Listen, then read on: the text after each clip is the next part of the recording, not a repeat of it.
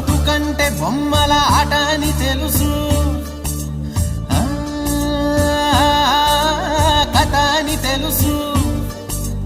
కథ అని తెలుసు, కథలన్నీ కంచికే చేరునని తెలుసు, తెలుసు తెర తొలుగుతుందని, తెలుసు తెల్లారుతుందని, తెలుసు ఈ కట్టె పుట్టుకుమంటదని,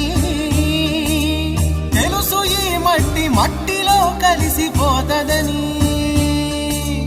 ఎన్ని తెలిసి ఇరకాటంలో పడిపోతావు ఎందుకని? మాయా